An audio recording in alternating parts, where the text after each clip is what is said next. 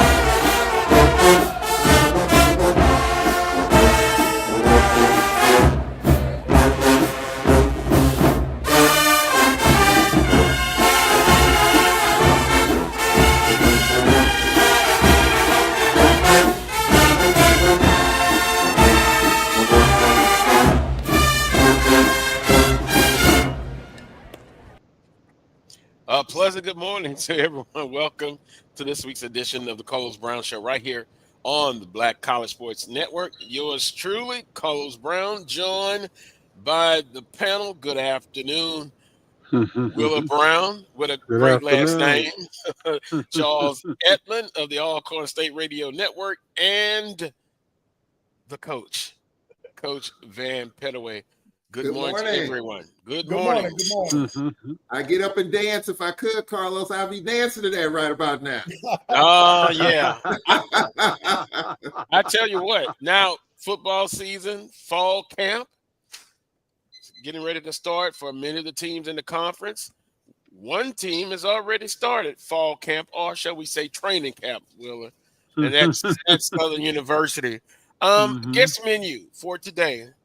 Mo Carter of Fox 54 in Huntsville, Alabama, joins us at about 11:30. And then Dr. Alecia Shields-Gadson, Director of Athletics at Mississippi Valley State, New Orleans native. And did you guys know?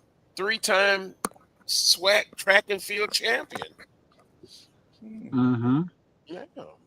And also, a native of New Orleans. So, interesting. Willa, she said you guys work together.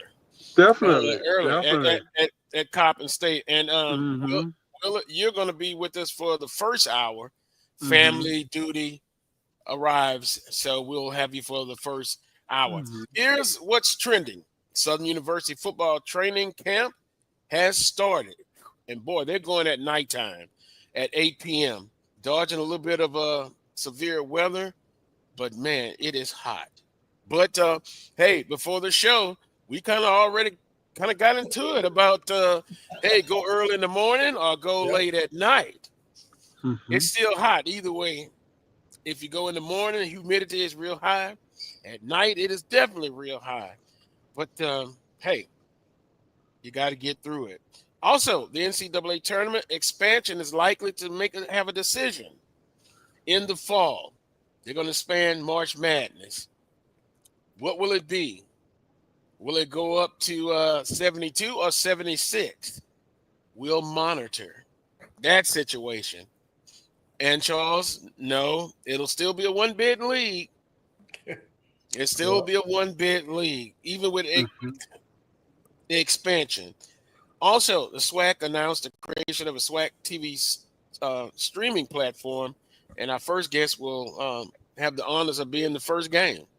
Southern at Mississippi Valley State. That's Mo Carter. That's what's trending on the Carlos Brown Show. Fall camp, Willer. You're an old school. It's that time. Hardliner. It's that time. They have started. Everybody from what my eyes told me, because I had someone there, everybody looked in good physical condition. Typical first day when he went out, some 11-on-11 drills, but it's giving the foundation. And when you come into training camp now, having a spring practice, now it's really a speed up time. You get to the foundation, but before you know it, Willer, those 3 weeks, 4 weeks, They've come fast, and then you're getting ready for a huge matchup, MEAC SWAC Challenge, Southern University and North Carolina Central. But training camp, a few surprises on the offense. I said, one, Mr. Holly transfers over to Southern University from LSU, had some legal issues to get corrected. The main, a serious charge was dropped. He says he's innocent. So Coach Graves and the staff have accepted him. And so he's going to be he's already in camp. So, and then a couple other offensive players that they picked up, but it's go time now. Go time. Yeah, I think this. Go ahead. Go ahead. Well, practicing in the morning, practicing in the evening, you're accomplishing pretty much the same thing. Nowadays, you got those first 4 days where, kids got to get acclimated. So, you're not able to put pads on and things of that nature. Back when I played, long time ago, you had the pads on day one. And you stayed in the heat, but I mean, at some point in time, you got to get acclimated to it. And, we all err on the side of caution now in terms of being mindful of the heat and, have everything out there that the kids need in order to be able to safely participate. And, Coach Graves is doing it, the right way. Naturally, wouldn't expect it any other way. And but at some point in time, those games are going to be played at 2:00 in the afternoon, that sort of thing. And so, you're going to have to get a taste of it at some point in time prior to it being the real deal. So, but it's just a matter of time in terms of them doing so. So it's that time of the year, Carlos, for us football fans, they say there are only 2 seasons, football season and getting ready for football season.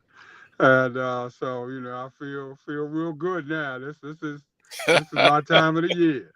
Hey, Will, let me ask you this: as a player, would it be better AM? When I say AM, I'm talking about 5 or 6 o'clock in the morning versus that 8 o'clock at night. I think so. I think so. I think you get more of the heat. Even though you're coming from like morning into daylight, that sort of thing. During the evening, I think it starts to cool down a little bit more, that sort of thing. So, I think, well, probably not in Baton Rouge, So I think that, you get more benefit going early in the morning, doing that 8 o'clock thing, that sort of thing. By the time you finish up at 10, it's pretty much hot. No. That's why I'm saying 6. Well, I guess because I fish. So, if you're out there at 5 o'clock in the morning, it's rather cool. The humidity is not that high. You can knock out a lot. I mean, that's just like, they say in the Army, they do more before 9 o'clock than most people do in the whole day. I mean, that was true because when, with my little military time, we got up and got into it, man, before it really got hot. When it got hot, now it's time to come.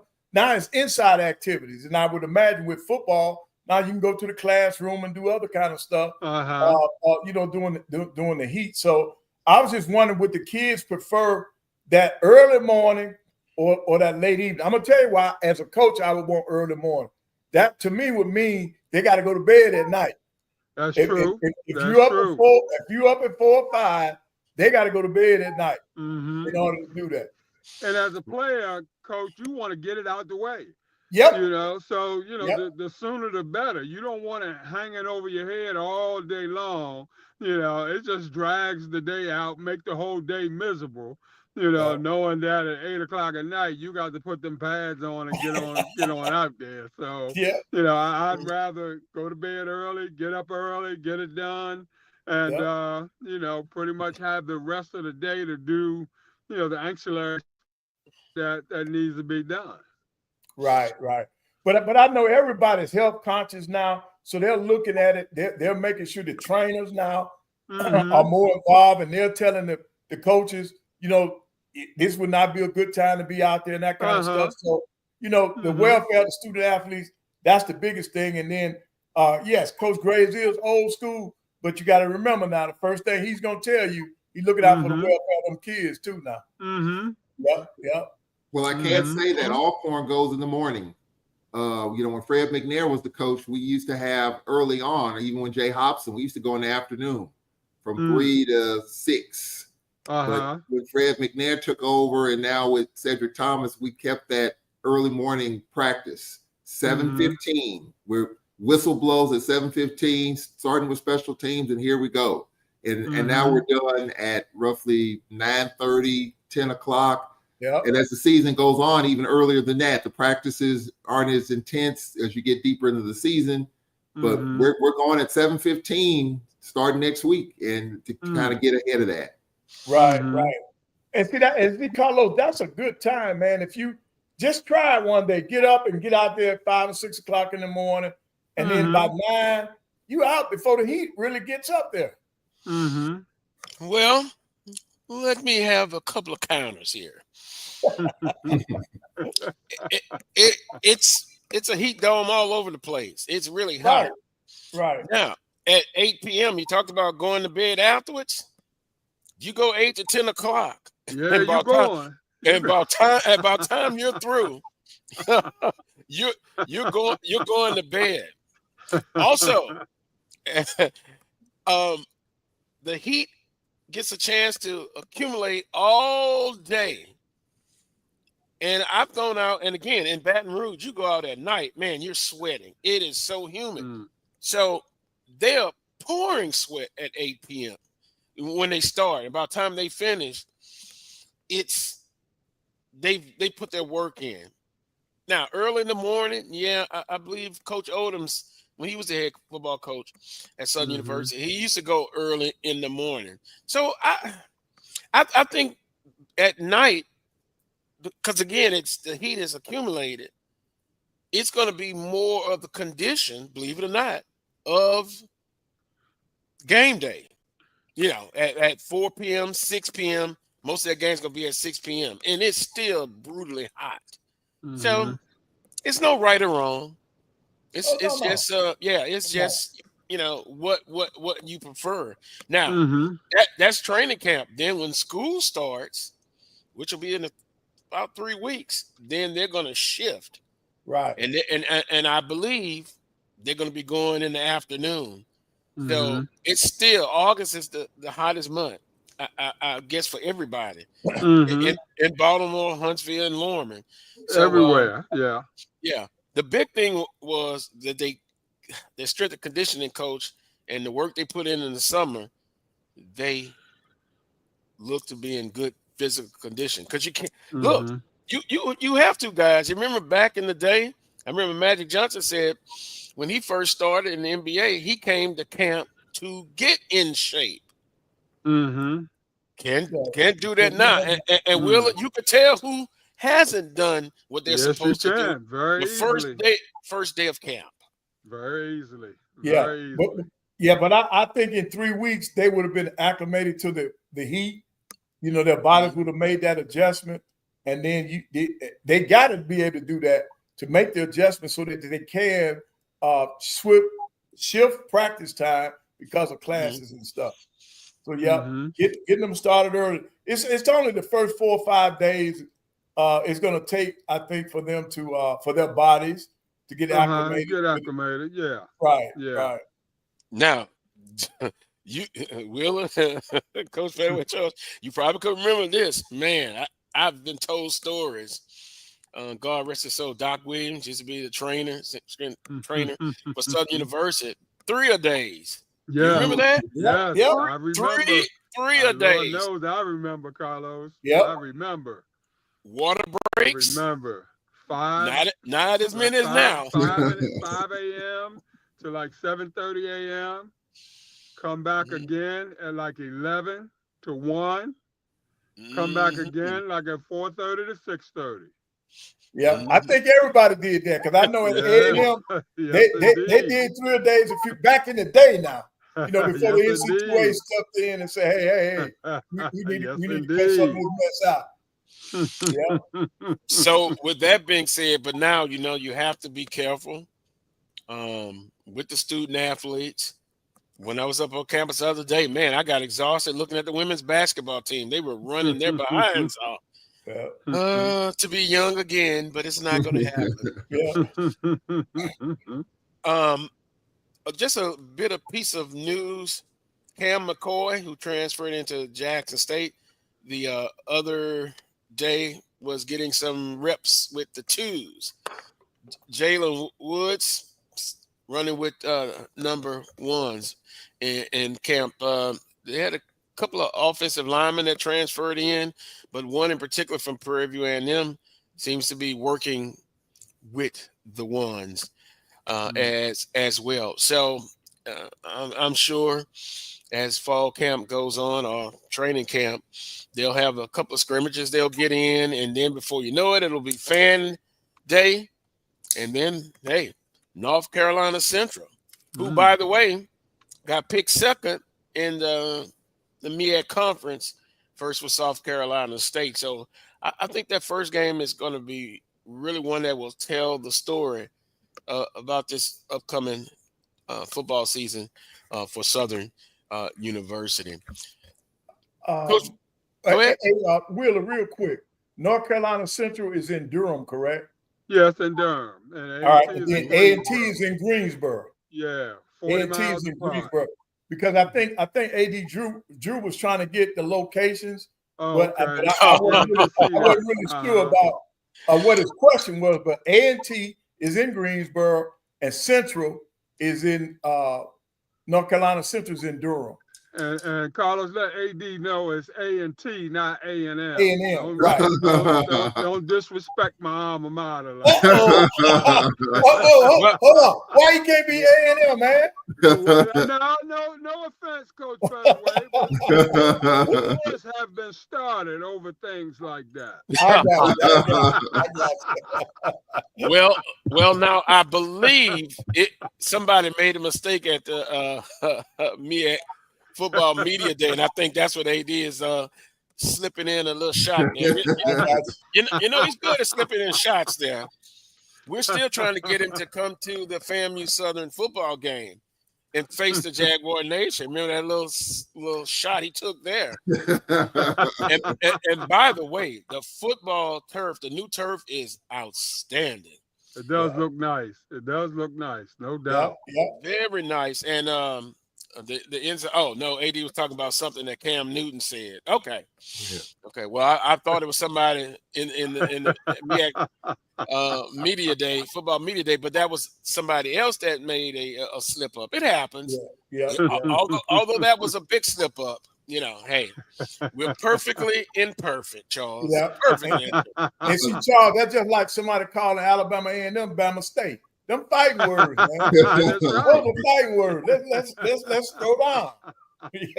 Or someone calling Alcorn Alcorn. Okay. You cannot do that. And so people when it comes to that. I made that mistake one time, Charles, and got heatedly corrected. No Absolutely. doubt about that. Still to this day.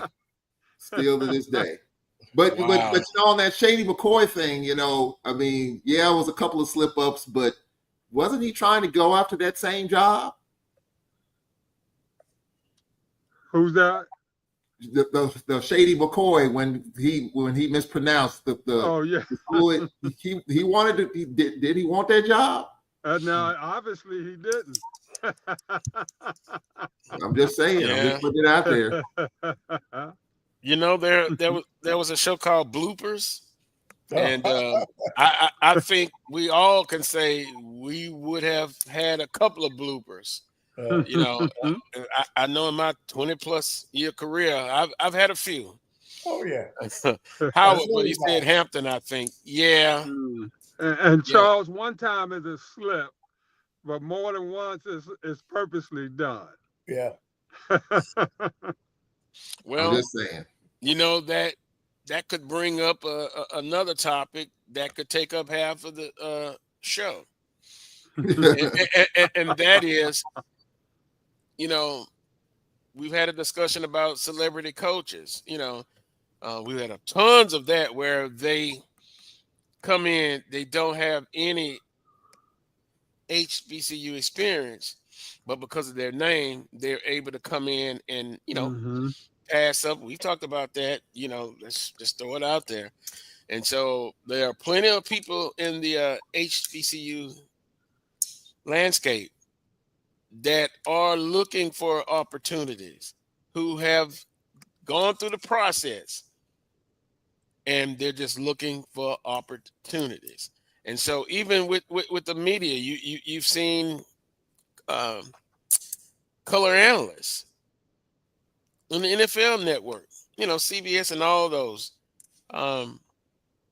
They get the analyst job because of playing football. But I often will say that just because they're a football player doesn't mean that they're gonna excel in the broadcast area. If you get my drift. Now, Coach Pettaway, I've heard you done a great job, but look, you have HBCU, you have the HBCU card. Right. Charles does. Mo Carter, James Verrett. So just, you know, looking out for opportunities for them still. That's the way it goes, in my humble opinion. I agree. I mean, I just think we're in a different space where, and I think it's going to be tighter because this media contraction, you know, and you know, with the whole Shady McCoy thing, you know, his show was canceled on Fox, and I thought he had a pretty good show, by the way. You know, just talking football, but you know, that was a part of Fox doing their thing, just like ESPN canceled shows. Fox is doing that too. So I'm sure part of that is trying to find a landing spot for him in that space, and that's where he landed. And so I think as you're going to see more of these companies continue to contract due to lack of revenue or other reasons, I think people are looking for a place to land. And I think the HBCU space, as you mentioned, is a place to land. Not only the SWAC, the MEAC, SIAC, I mean, all these other different conferences, people are looking for a place to land. And I just think that's just how we're going to see things going forward. Well, get in the back of the line, Willa, if they are. How about the ones who have been doing it for years in the HBCU landscape? That's true. Let them get to the back of the line. No offense. That's right. Yeah. Let them get back there where everybody else, where we've been standing for the longest time. Right. Yeah, but there are all kind of advantages of working at HBCUs. And I tell folk all the time, you know, when it's time to match up with your peers from PWIs, you know, your experience working at HBCU stands out simply because you have to have your hands in a whole lot of things. Right. You know, you are working, you know, you may be a compliance person, you know, but you're doing event management. You know, you're working with the budgets, and, you know, you got responsibilities in terms of, you know, supervising coaches and, you know, all this sort of thing. So you have so much more experience, whereas at most PWIs, they kind of like put you in a little small box and pretty much leave you there. Everything is relegated to whatever it is your main position is. You know, so I mean, I tell folk all the time, you know, you want to go to work at a HBCU because you want different experiences doing different things. And it makes a difference at the end of the day. But yeah, you know, those guys need to get to the back of the line, Carlos. Ain't no doubt about that. That line is long. You know, and you got guys there that's been running out to get coffee and donuts and all that sort of thing. And, you know, that work their way up that ladder, you know, and they get right to a rung from the top rung. And then all of a sudden, somebody jumps from ground zero and then leapfrog right over. You know, I'm going to get off my soapbox with that because that's a sore point with me. Yeah, and you know, I know it's a sore point with a lot of coaches. Right. There are a lot of good assistant coaches out there right now that are deserving of an opportunity to become a head coach at our schools. Right. You know, like Coach Graves said, you know, we tell our kids. Oh, he froze up. Yeah, and all that sort of thing. Okay. You know, at the end of the day, somebody just leapfrog them and you know, like we never been there. Right. And see, Will, I think with the HBCUs, we do more with less. I think that's the biggest thing. You do just as much, you do more than the PWIs because they got so many people. They got so many people to help them. Whereas you all have to spread yourself so thin, you do a lot more with less. And the other part of it too is that, and I think we've talked about it here, we're kind of being used as a stepping stone. Yes. You know, you get an opportunity 2 or 3 years. I mean, just like Mike Vick and Deshaun Jackson. I mean, we talked about that. I do think that in 3 years, one, if not both of them, probably won't be there. If an NFL team comes calling, you know what's going to happen. And so, but we're in the right now situation where it's about right now. Right now, they're in, and we'll see what happens. But you know what happens though? They get a little bit of success, and other people pay attention. They're going to get that phone call, and you know what's going to happen. They're going to take that next. They want to be in the NFL. There's no doubt about that. The NFL is where they want to be, or a major, big-time FBS school. And the opposite is true also, because if they fall flat on their face, they're going to be out of there, and then they're not going to get that next opportunity either. Right. Yeah. You know, so it has a tendency to work both ways. It does. You know, but it's just a matter of them being able to get that opportunity right now, you know, where we have to work our way up that ladder in order to get there. And we cherish it a little more when we get there.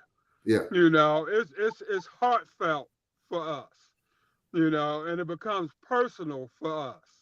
You know, we're not looking for the next door like right away. And I don't begrudge anybody for, you know, taking a good opportunity or taking a better opportunity, that sort of thing. That's what you're in the business for.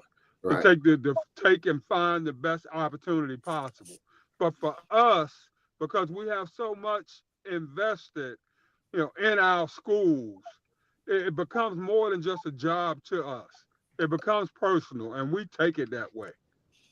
Yeah. I'm glad AD Banks came on this show and said we don't have to go that direction.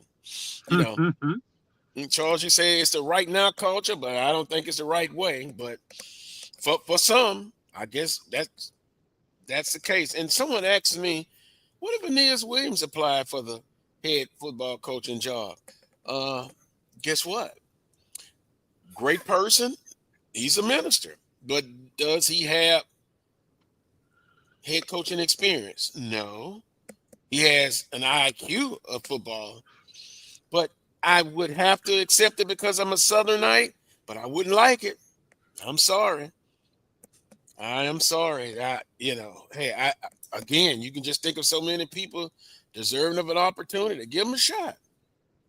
That's all. On that note, we're going to take a time out. Morrell Mo Carter is backstage waiting. We'll talk with him when we come back. You're watching the Carlos Brown Show right here on the Black College Sports Network. We shall return.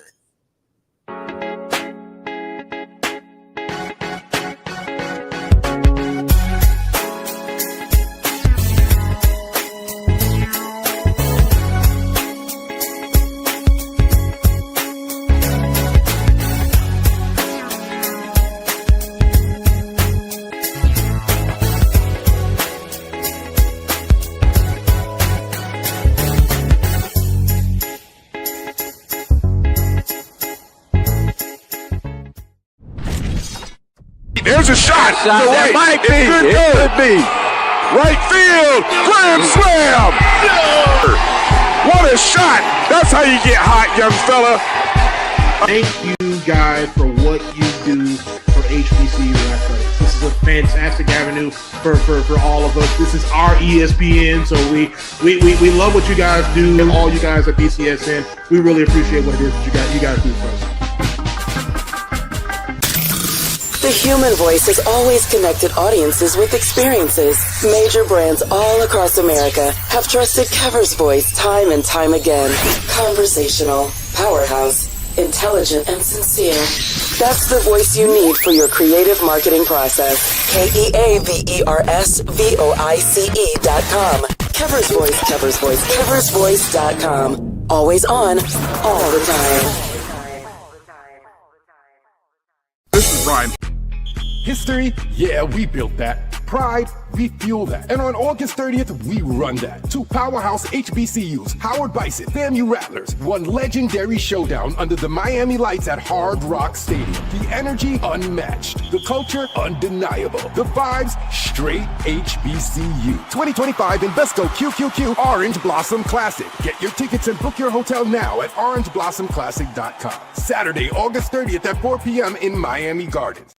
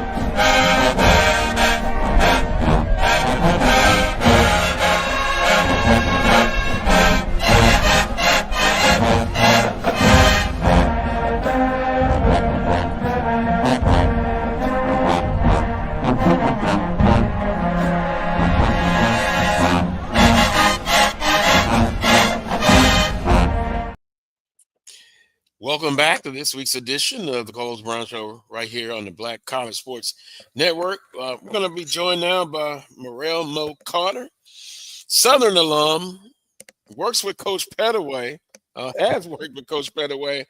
Mo, good morning as he comes in. Oh, well, we'll get him back. Look like Mo froze there. Yeah, I believe he was driving.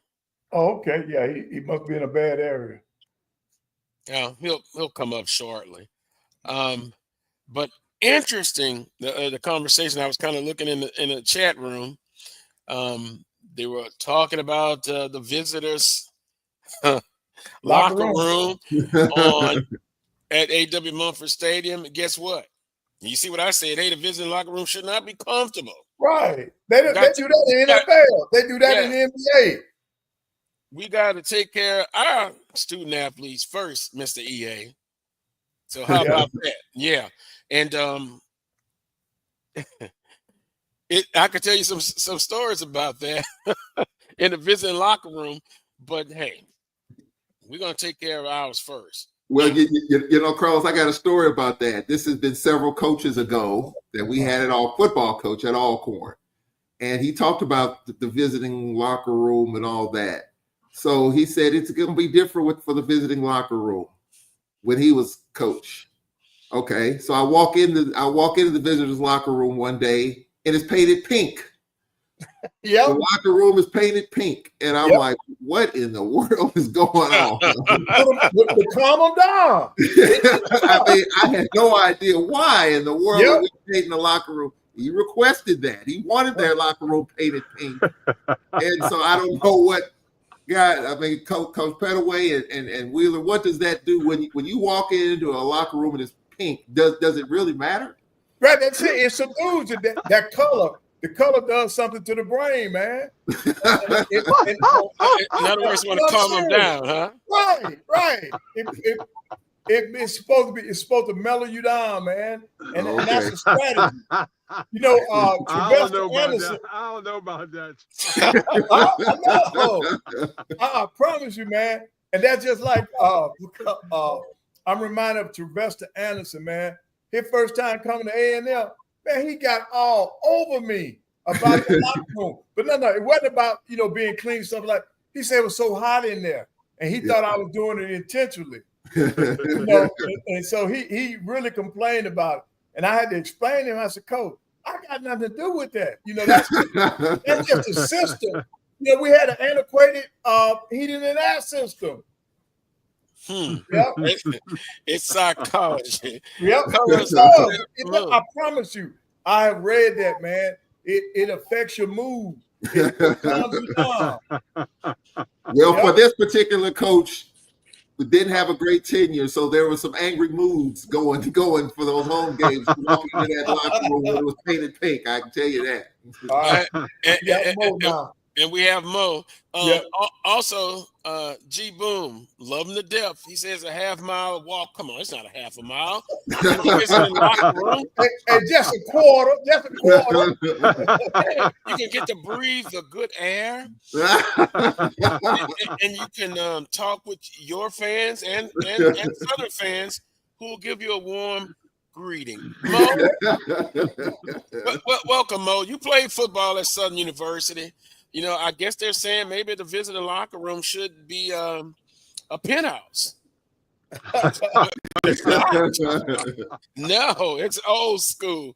It's interesting, like as far as what I've heard with visiting locker rooms actually are now for teams that play Southern. Yeah. Hey, can you guys hear me? Okay, great. Sorry, I'm on the road right now or whatever. So was hoping that we got into a good spot. So hopefully everything will work out in this sense. But you talk about visiting locker rooms if you're a team playing Southern. Yeah, I've heard some things too in that sense, whether it's the ones that are like underneath Mumford Stadium or if you go all the way over to Seymour Gym. And, the accommodations can be, quite interesting. They're not raggedy, just may not be what you're up to use for. I've always said this, though, that walk that you got to take from Seymour Gym to get to the stadium, it's short, but it's long. Especially when you're in a time constraint.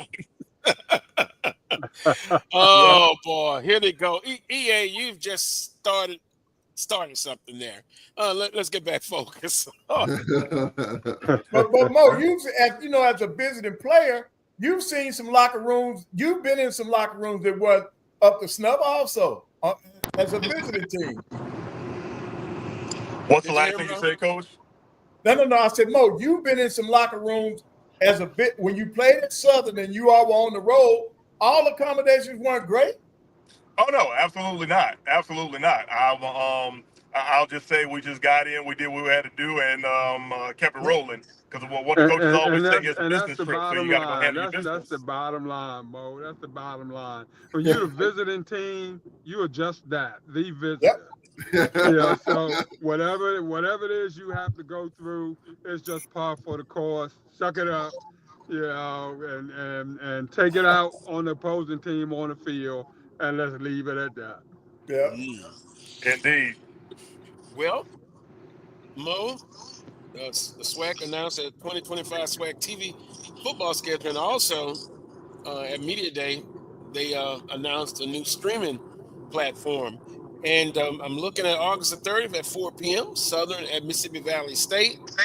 I believe you know something about that game. So I get the privilege of kicking off SWAC TV football coverage this upcoming year, being in the booth as a play-by-play person. Still waiting to see who the full team is going to be.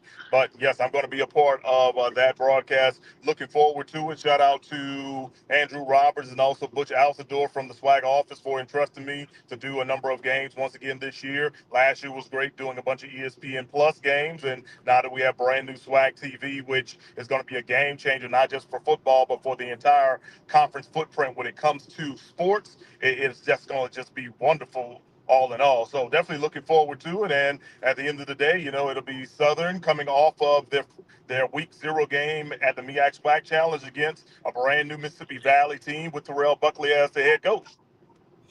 You're definitely right. I talked to him the Tuesday before Media Day, very confident, and basically gave a warning. It's going to be rough for their home opener when Southern plays Mississippi Valley State. But he has the mindset they're trying to change some things and changing the culture and doing it the right way. Dr. Gatson will be following up you at 12 noon to talk about that vision as well. But Mo, what are you hearing after the announcement? What was the excitement, or what was the conversation about this new streaming platform? Well, I heard. Clearly, it was a lot of talk going on when we were at Media Day. A lot of people were like, "What? This is it? Like, okay, like, all right, cool. I ain't got to, I don't have to pay for anything. It's free. It's going to have archive footage going back to however far they can go back on it as well. So it's a lot of good things that really, really came out of that. I've been hearing about it. And then on top of that, I know they were talking about an August 1st launch and debut, but then all of a sudden I pull up my phone. I was able to download it right then and there. I got home. I downloaded it on my Roku and downloaded it on my smart TV as well. And of course, they've got some items from last year, but I can't wait to see what's going to happen come August 1st when it, really, really goes down. And then on top of that, I know Dr. McClellan did say that they're trying to, find ways to add some pregame shows, maybe in-studio halftime shows right before the band performances, and potential podcasts like this one we're all talking about on right now. And who knows, I think the sky's the limit as far as what they can do. The best thing about it at the end of the day, that this is something that the SWAC's been working on for a long, long time, and now the fruits of the labor will be shown come this fall. 3 to 4 years in the making, I was told. Yep. That's going to be very interesting. And so I guess I need to download, huh? It's already available to download and free. Also, Mo, predicted order of finish. I don't know if we still have him. Let's see. There you go. Got your back. Predicted order of finish. In the East, Jackson State. In the West, Southern University. Did you agree with that? If you had a vote? Yeah, that's kind of how I think it was going to be, and I think it's just because of the world we live in now with the transfer portal. You have to literally go off of what you're seeing last year and who's still around. Not taken away from any school that has, loaded up the deck off the transfer portal, or bought this guy in or bought that guy in. But when you're an SID or you're a coach, you kind of just go off of what you know. So I think that's why a lot of the votes went in that direction for both Southern and Jackson. But at the same time, I think it adds extra motivation to not only those two teams who were picked to be favorites, but also the teams that weren't picked to be favorites, because now it's time to show up and show out. And, you'll get it done on the gridiron in between the lines and hash marks this upcoming year. I tell you what, panel, I heard some discussion about the number twos, and particularly in the West. A lot of people that I was hearing talking about, they would have picked Prairie View number 2. But it's going to be interesting. Coach Petaway, I see you looking like, why? Well, why would that be the case? Yeah, because you got a new coach. So why would they be number 2? I would, before I would have put Prairie View up there, I would have looked at Texas Southern versus only because they got continuity. Doesn't Texas Southern have the same coach? Mm-hmm. Right. Well, with Prairie View, you got a guy that's only been on the ground for 6 months. How does that put him above people that already been in the league? Because he's been talking a good game, Coach Petaway. It's all this right here. That's what's pushing him up towards the top. Okay, we'll find out shortly. Right. You got to do it between the lines. Now you can talk all you want to, but it's got to come up between them lines now. I do think Mo made a good point, though, in terms of course, we know who does the voting, right? It's the SIDs and the coaches. So I do think that the winners last year in the division, Jackson State and Southern, they were going to go with the standard. You kind of knew that was going to happen. I do think that in the West, Alcorn did beat Prairie View last year, and I think that's probably why they're going with where they had probably the Braves number 2 and Prairie View number 3. But there's a lot of talk about, Tremaine Jackson, and some Prairie View folks believe they had the number 1 recruiting class in the offseason and all of that. So a lot of that hype and a lot of that energy is there. Then on the eastern side, you got Alabama State, and then you got FAMU. FAMU beat Alabama State last year on their homecoming. So the voters will probably look at that and say, well, you got FAMU and you got Alabama State. So I think that's why the number 2 to me is the most intriguing position as far as the voting is concerned. And then as a Grambling night, just to see my Grambling Tigers pick 5th is kind of disgusting, but it's probably accurate because Grambling has not gotten off the mat. So I just think as far as the voting is concerned, I think that's kind of what they look at.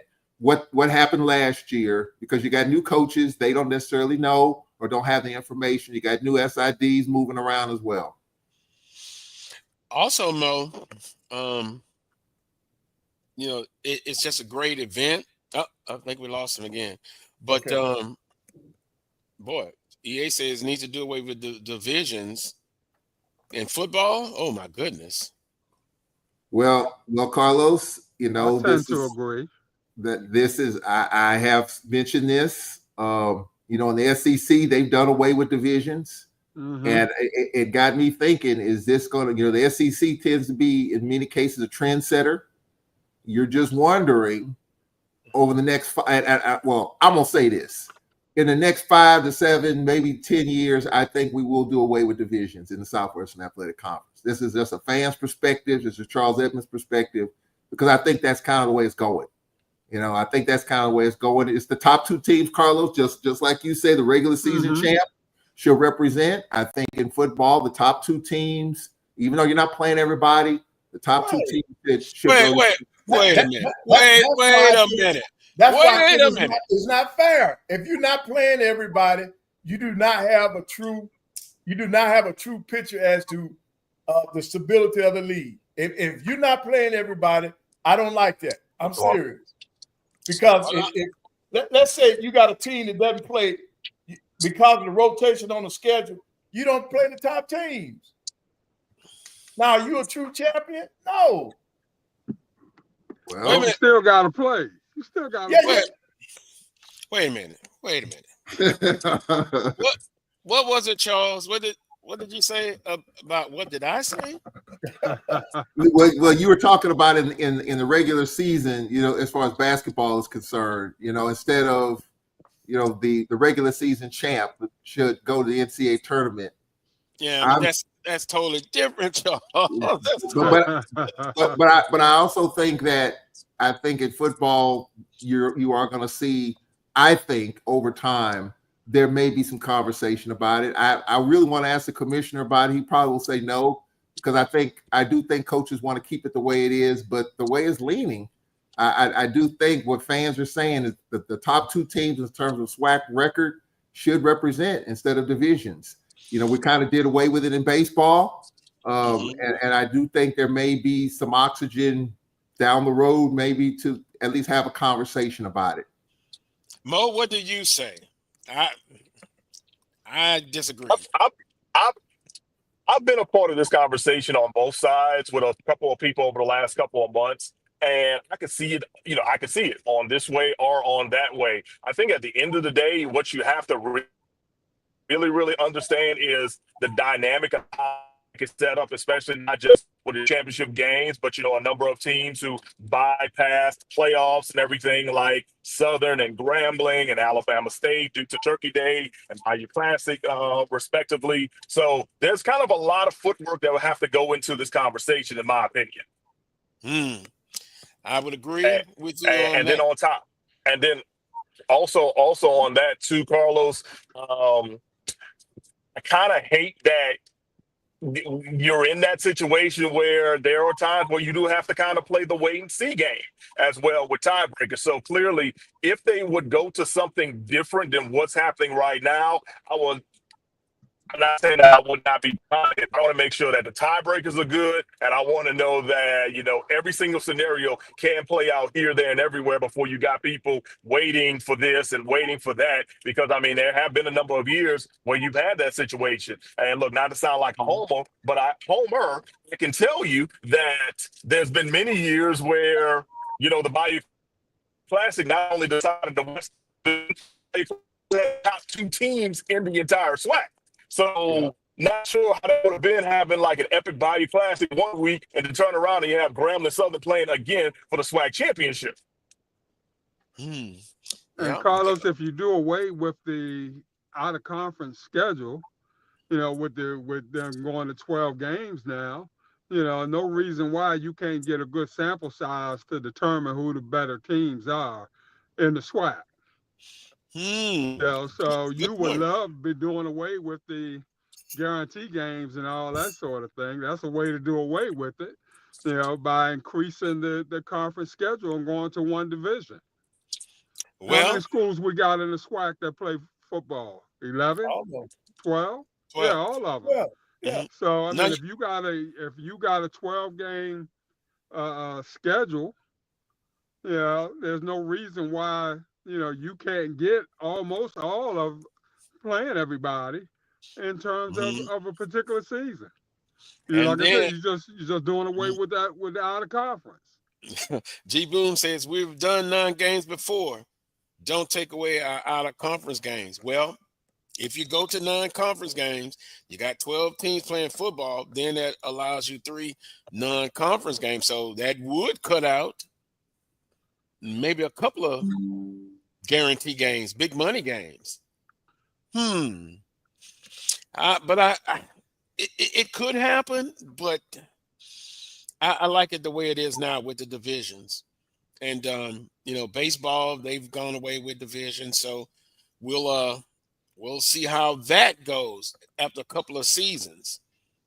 Well, as far as baseball, I've talked with the baseball coaches. I mean, not to transition over that, but I've talked to the baseball coaches, and they seem to like the way it is right now. Instead of the division. So softball, for what I was told, is going to be another year, perhaps, when that happens, as far as softball is concerned. But baseball, I hadn't heard any complaints about not having the divisions. But I also will say about football, and I don't know if this matters. The master schedule, we're kind of 6 years into that. I'm just wondering, before we get into the next wave of master scheduling for the next 10 years, will that discussion be had? Because if not, then it's probably not going to happen. Just my own personal opinion. I can see it happening. The SEC is doing it, and I don't know if the SWAC needs to follow suit, or can it follow suit? But that's a blueprint for the SEC. That doesn't guarantee if the SWAC goes to it, it'll be as successful. That's again, sometimes what works for one conference may not work for the others. But you want your 2 best teams to play for the championship. Yeah. So I think if you're gonna do that, then is doing away with divisions the best way to do that? I don't know. So Carlos, bad idea, Charles. I'm taking away your raise for coming in second place in the West 4 years in a row. Hey. Yeah. Look, Win the Charles, West Division, that's still good. To get the championship and win it, that would be even better. But I'll say this as we close this segment. If that happens, then I hope there has been a lot of discussion, agreeing and disagreeing, to come up with what's best. And if you want the 2 best to make it, be careful what you ask for. That's all I'm going to say. Mo, final comments. Yeah, I was going to say that along with all these talks and discussions, I think if a move was going to happen, the ADs and the coaches have to be on the same level of playing, level of ideas for ideology moving forward. Right. They have to be, because you can't have the ADs and the presidents who vote on this not be on the same accord with their coaches. Right. They have to be. If they don't, then it's going to be catastrophe. And then all of a sudden, you're going to be having people pointing the finger here and there, talking about why this didn't work, why that didn't go, or whatever. I just feel collectively, you have to have people on the same page. And I think that's one thing that we kind of learned through the last couple of years with different changes within the Southwestern Atlantic Conference. It's all facts that, hey, a lot of the presidents and ADs had not agreed on several different things, and Dr. McClellan had to become the mediator in those rooms. So glad to see that now, a lot of things as they move forward, everybody's kind of on the same baseline, or it's a large majority on what's happening moving forward. So if another change like this comes up, everybody's got to be on the same playing field, because it impacts everybody from top to bottom with their jobs and overall performance. Well, I'm gonna throw a little shot out here. I do that every now and then, but Dr. Cavill says best two records doesn't mean that they're the best two teams when you have an unbalanced schedule. And you know what, EA, I think you started all this. I kind of concede that because you ready? 5, 4, 3, 2, 1. They have a hard time getting by Jackson State in the Eastern Division. So if it's still in divisions, hey, Jackson State has been running that side and winning championships. They have. So there you go, EA. I knew it was something to this method you were bringing up. Yeah, I think somebody even mentioned that Prairie View doesn't even play the top teams in the East. No, on this year's schedule, they don't play FAMU or Jackson State. Right. So how is that? How does that make? If they win it, does that say that they're one of the top teams? No, they do it by record, but doesn't necessarily say it by the strength of the schedule. Well, that's the way the schedule. People have had discussions. Most say they've got a nice path to the Western Division title, but they still got to get by Alcorn. They still got to get by Southern University, and then Southern plays FAMU and Jackson State, but they have them at home. So let's say if Southern makes it to the championship division and wins it all, they would have been tested, Carlos. They beat FAMU and they beat Jackson State. Right, they played the top and they won at Alcorn. Right, they played the top teams in the East and in the West. Well, let the discussion continue. Sometimes there's no right or wrong, but it was interesting. Mo, we appreciate the time. Good luck. Best wishes for the broadcast coming up. The first game, Mississippi Valley State hosting Southern University. That's a big game. Yeah. Big game. Yeah. Very big game. And Charles says that. Well, I appreciate it, Carlos. All right. Thank you, Mo. Yep. All right. That was Mo Morrell. Mo Carter. Mm-hmm. Fox 54 in Huntsville, Alabama. We'll take a quick timeout. The good Dr. Gatson is backstage waiting. We'll have an interesting conversation with her. You're watching the Carlos Brown Show right here on the Black College Sports Network. We shall return. I'm returning to Clinton, Paris, and Tampa's my community. I grew up here, went to school here, and my wife and I make our home here. What makes Tampa special are its people. So when I represent someone injured in my community, it's personal. Call my office and speak to a real lawyer and not some referral service. I will fight the insurance companies to get the settlement that you deserve.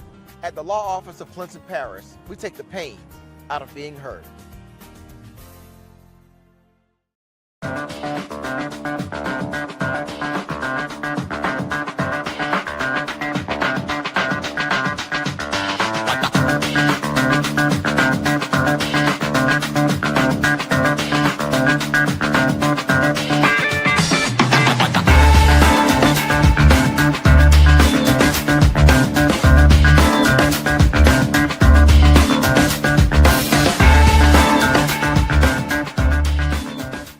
It's never too early to plant the seed, to share the tradition, and instill a sense of pride in your HBCU with your little ones.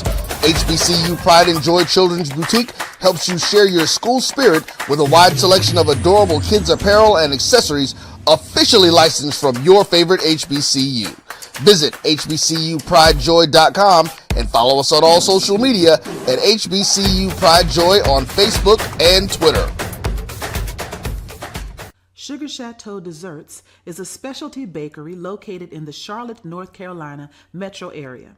We will create delicious and one-of-a-kind treats for any occasion. Sugar Chateau is currently shipping cakes in a jar, offering a variety of different flavors in a single-serve container that can help you celebrate in accordance with social distancing. Place your orders today by calling 803-526-7895 or visiting sugarchateaudesserts.com. You're looking for the latest information on Southern University sports, the Southwestern Athletic Conference, and HBCU athletics. There's only one place to go. Tune in to the Carlos Brown Show, exclusively on the Black College Sports Network. Attention football fans. The Cricket MEAC SWAC Challenge kickoff is back in Atlanta on August 23rd. Representing the MEAC, North Carolina Central, and representing the SWAC Southern. Join us at Center Park Stadium for a full day of tailgating, football, and band. For more information and tickets, visit MEACSWACChallenge.com.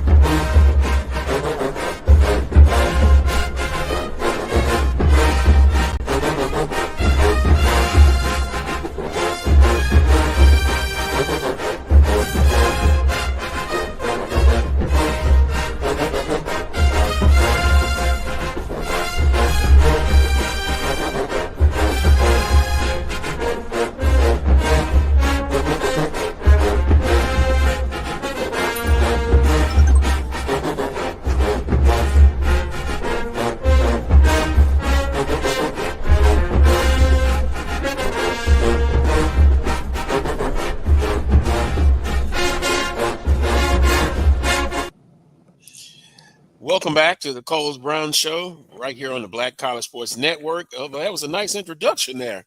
Yes, yes. Mississippi Valley State Yes. band. I guess, as you can see, Dr. Alecia Gatson, a native of New Orleans, graduate of 1 degree from Southern University, Yes. the other one from Alcorn State, and a 3-time, am I correct, 3-time track and field champion? Yes, yes, yes, definitely. So had an outstanding track and field career at Southern University and went on to an outstanding coaching career that started at Alcorn State University. Wow, things that you learn, that is absolutely great, and it's all HBC love. Yes, yes. Like to say, Dr. Gatson, a pleasure having you on the show. For the first time, but hopefully not the last time. Hey, whenever you want me, I'm looking at the company you had on, and I'm in some great company, so I can always join in and listen and just participate however you'd like me to. Yes, ma'am. Now, before I get to your vision for Mississippi Valley State athletics, I guess you got a chance to hear some of the the conversation. I did, so I'll hold my comments. You know, I'm returning back to the SWAC, so but when I listened to what the gentleman said, definitely have some comments. But I'll hold those for now. But when you look at the SWAC, I think there's a lot of talent, and traditionally so. That's the nature of football, though, when you talk about anytime you have divisional play and what that could look like. And so I know there's an opportunity for some of the teams to still play the other teams. And you look at us being able to play Southern University. And so when you think about what that could look like, it's always out there. So the best will rise to the top, though. Well, we'll come back to that, Dr. Gatson, but your vision. Now, and again, congratulations. Thank you so much. Director of Athletics at Mississippi Valley State. Vision for this athletic department from a short term and then a long term vision for athletics at Mississippi Valley State. Well, when you look at where we are, it's really you'll hear me talk a lot about blazing our own trails. So we're going to have to step in and do a lot of things the Valley way And, you know, we look at some of our counterparts, and again, I'll tell you, the SWAC conference is very strong competitively. And so when you look at where we are, a lot of what we want to do is to be able to really focus on three main things. And so I talk about financial sustainability, competitive excellence, and then really just an outstanding premier student athlete experience. And so we will always try to build champions, scholars, and citizens. And that's really what I want to do, and just bring some of my expertise to Mississippi Valley and assist. We have a great president, Dr. Gerald Briggs, who's very progressive and is looking to move Valley forward. And I'm really just excited to be a part of that vision. We talked to you at SWAC Football Media Day, and one of the things that came up was the culture. How do you help develop that culture at Mississippi Valley State? It's doing the little things. It's a mindset. It's really when we think about behavior modification and really looking at it from a point of everything we have to do has to be from a sense of excellence. And it's just setting a standard of excellence and raising the bar. And a lot of that is going to be discipline. A lot of that is going to be just accountability, and really all of us getting on the same page, and me as the leader being very clear on what the expectations are. We are athletics, and you know, we know our student athletes do exceptionally well in the classroom, but we still have to focus on some competitive success. So we are really going to focus on how can we come together and just change the culture about what it truly looks like to be champions. Those of us that have been champions, we know what that atmosphere looks like. And so we're going to push that across the board. And we don't want to just have one program and then the rest are not. So we really want to build a culture that every program, every coach, every student athlete, that they're having an outstanding experience, but that they are focused on competitive success. Right. Hey, Dr. Gatson, I just got one question for you. What's your philosophy on the game guarantees? How do you envision that being a part of today's landscape? Well, it's with us, and as I talk about all the time, there's an evolution, and when we look at the evolution of college sports, you see it's constantly changing. So we're trying to stay ahead and pivot.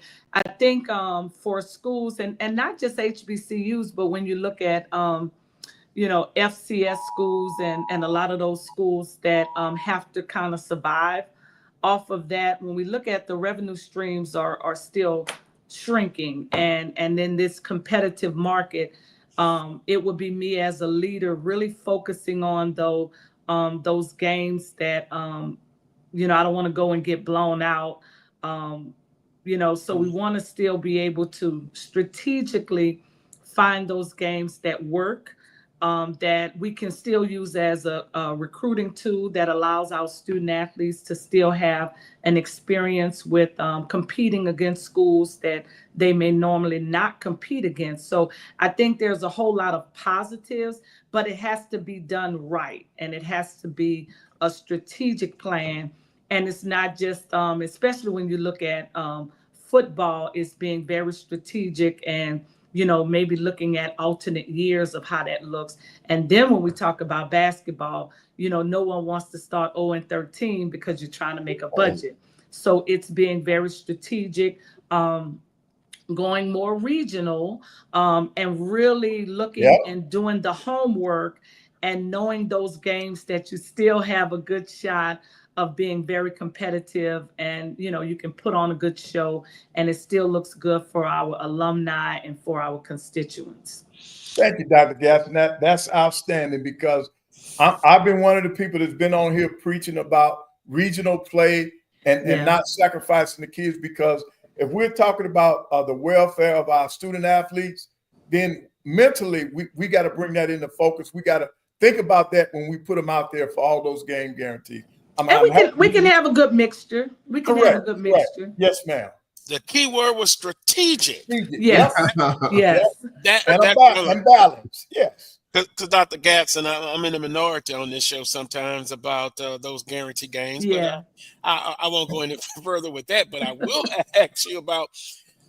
We've had some great discussions about alumni and supporters and giving back. Yeah. And you said it, the ever-changing landscape. How do you go out and try to solicit that support, which is very crucial now? Well, one, you still got to have a good product, right? So, to the victor goes the spoils, and we know how, what that looks like when teams are very competitive and there's competitive success. We know the engagement is much higher, right, than when it's not. But for us, it's understanding that it's not just alumni. It's making new friends and supporters. Sometimes there are individuals that did not have the blessings like we had of having an HBCU experience, but they would love to engage and support. So it is us not closing ranks and really understanding that we're going to have to open ourselves a little bit more. And in this new business model, that we got to make some other friends, and we definitely have to expand our brand and really get out in front and not just make it feel as though the burden and the financial burden is just on our alumni. So I think it's adopting a good business model into sports. Sport is global, and we already know it's $1 billion business. And so we just have to find a way to insert ourselves in that and still allow our alumni to have, bragging rights and really do all the wonderful things that they do, but not feel that the burden is solely on them. Oh, the panel. Keyword. Because remember, I talked about in Baton Rouge, you have alums, but you have supporters. Yes. Dr. Gatson, there's a difference between those two. So, man, I'm glad you said that. Yes. I mean, because we've had that discussion on the show, right, Charles? Oh yeah, we definitely have, and trying to make that happen. And I think that's got to be key. Dr. Gatson, I don't know whether to. I'm probably ready to cry right about now. Oh no. Dr. Gatson twice has been at Alcorn, and she did a really good job with the track program. And she came back, and we did an exceptional job. Exceptional job. Let me give you that. We did an exceptional job. Absolutely. But it showed that we could win. Yes, absolutely. I'm sad that you left us. I've been kind of in and out during the summer. So when I found out that you were leaving, I was like sad. But then I'm glad. I'm happy for you that, you've been an athletic director. You're athletic director before in the MEAC. So I'm happy for you. I mean, you talk about opportunities and this, just talk about the opportunity of coming to Mississippi Valley. I looked at a video yesterday. They're building an addition to a big student center. Yes. I saw the drone footage. A new video board, turf. The Harrison Complex still looks great. It seems to be an improved time at Valley, where people talk about Valley the other way, but now people are saying, "Look at Mississippi Valley." So I'll say to you, as as an old track coach, I have a lot of those track analogies, and it's just like if you can imagine running a race. I have the baton, and the leaders before, they ran their leg, and they ran their leg like they could run their leg, and they passed the baton on to me. So I'm gonna run my leg, as well as I can, and that's what when you think about Alcorn and having to come over to Valley.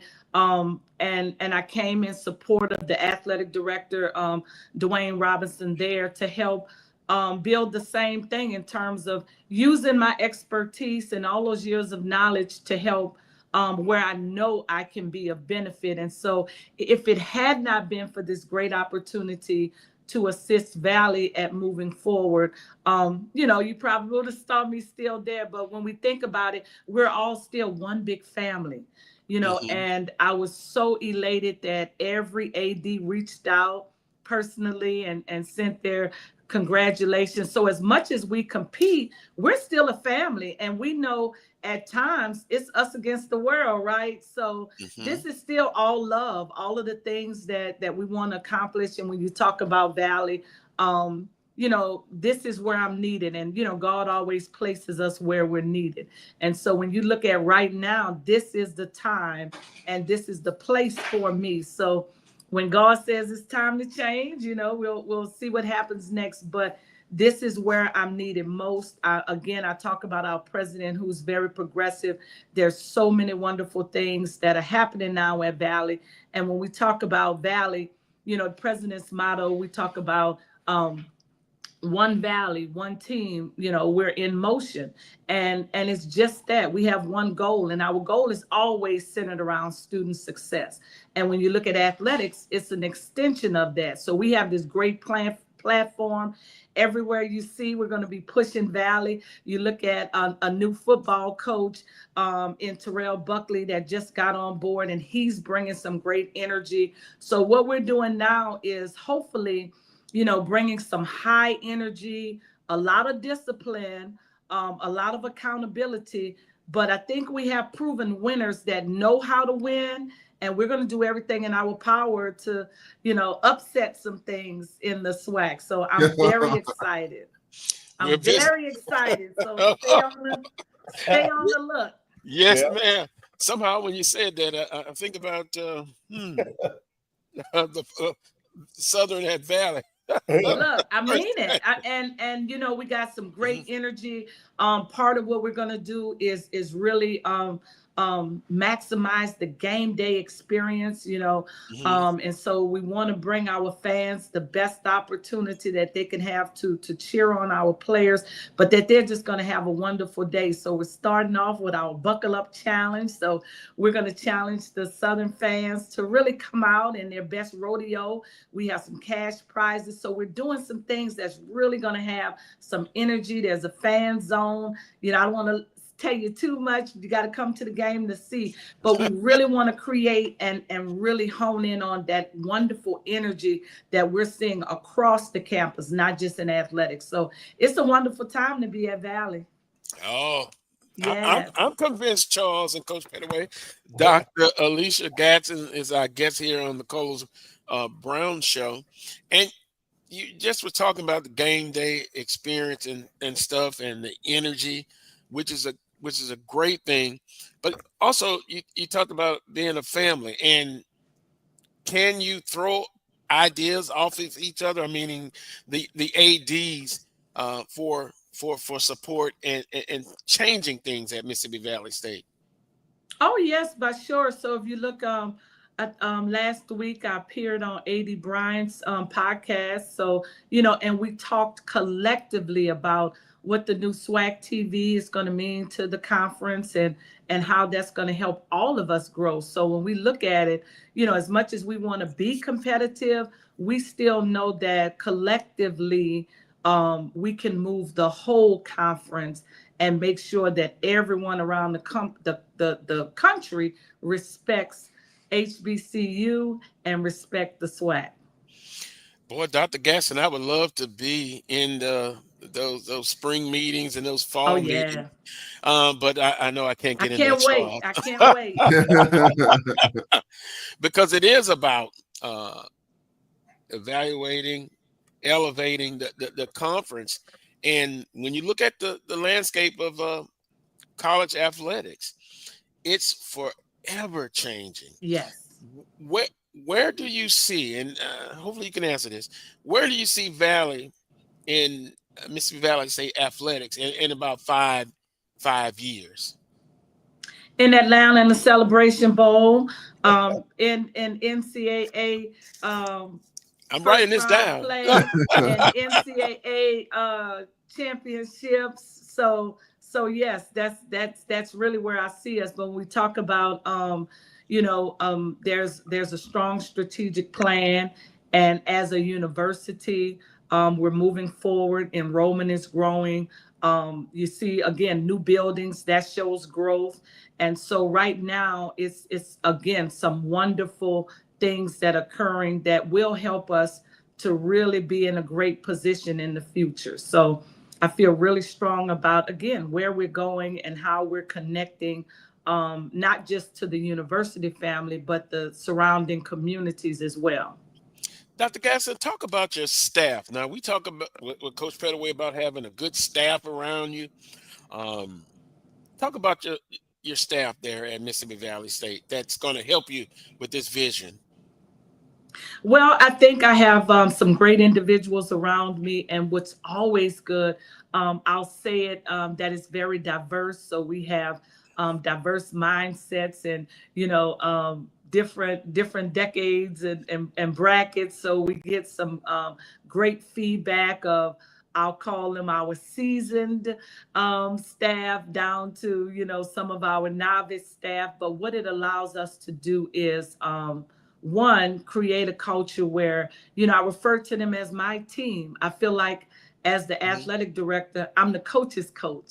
I may be Dr. Gatson, but I'm always Coach Shields first.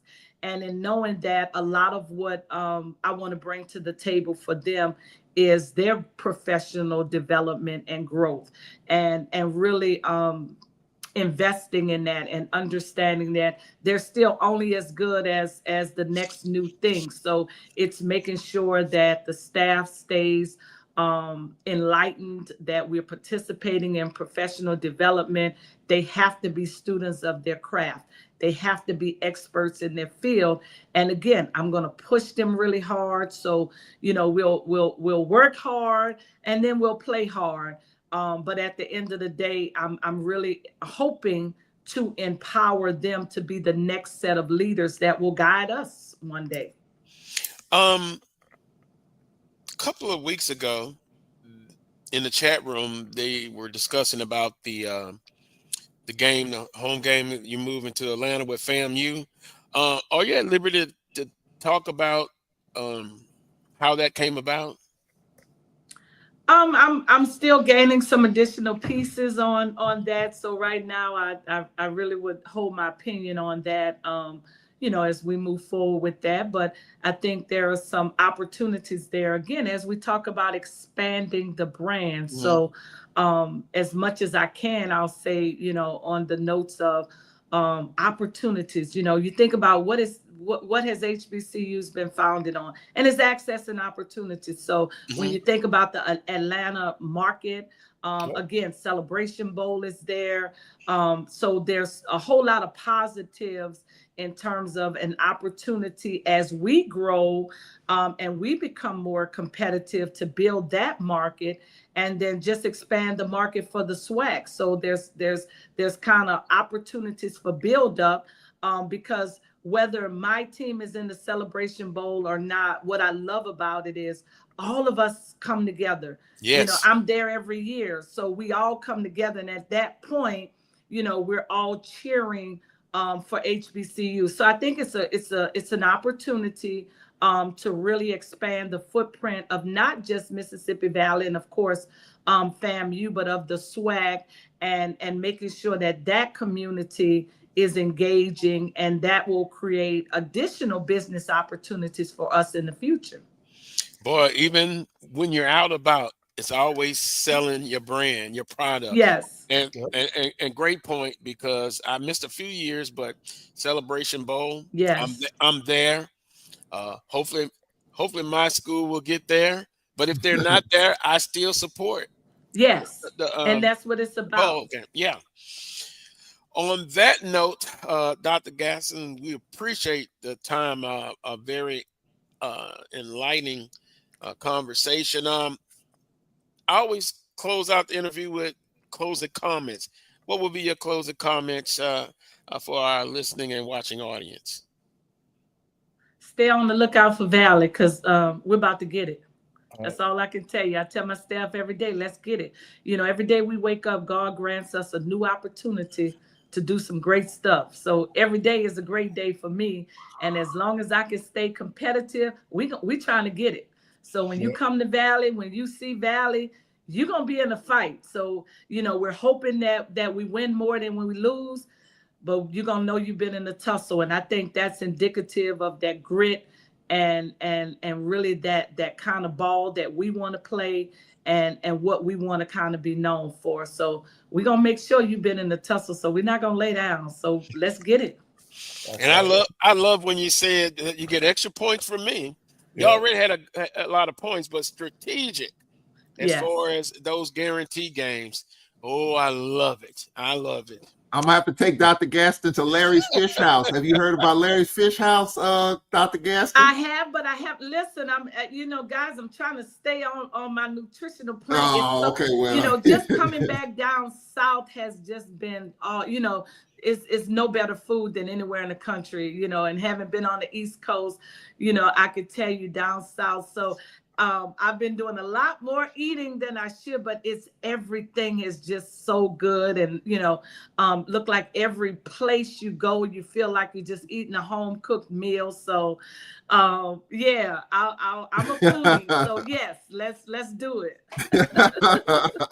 A New Orleans native, she knows great food. Yes. So I guess I can't send you any boudin links and boudin balls. You turn it down. No, I won't. Please send it all. And I'll say again to all of you, you always have a standing invitation to the Valley. So that's one of the things that we really want to push is the hospitality of knowing that when you anywhere in the area, you have a friend in Itabena. So please stop in and we will definitely show you a great time. Dr. Gatson, we appreciate the time. Enjoy the rest of your weekend. And I know it's a lot of work upcoming. So the free time you have, if you have that, enjoy it. This is some great work, guys. And thank you again for having me. And I look forward to joining in some of those other conversations as you guys move forward. So again, thank you. Ma'am. And I look to see you all soon during this football season. Yes, ma'am. Congratulations, Doc. Happy Thank you again. Yes, bye-bye. All righty. That was Dr. Alecia Gatson, Director of Athletics at Mississippi Valley State. And boy, the text messages are rolling in. Yeah, she's gonna do a good job, Carlos. She's gonna do a good job. I mean, I've known her. She's been at Alcorn twice. She's gonna do a good job. I think she's walking into a good situation there. She admitted there's some work to do, but I think she is up to the challenge. Yep. Yes, and again, got great points with me. What she said about strategic. Right. These guarantee games, you have to be both football and basketball. Before we go to this timeout, Coach Pettaway, we kind of mentioned it in what's trending. When we come back, get your thoughts on expanding the tournament, March Madness, and then also I read where now 32 games for basketball. That's the amount of games you can play or something to that effect. But hey, basketball, just like football, just like all sports, it's all year round. Right. Conditioning, running, and everything. And then we'll have Roy, CEO of Black College Sports Network. He'll join us before the show is over with. I wonder what Roy has to say. Would it be Miami Heat? I don't think so. We're not going to talk about Miami Heat, right, Coach Pettaway? After 2 weeks ago, you just tore into them.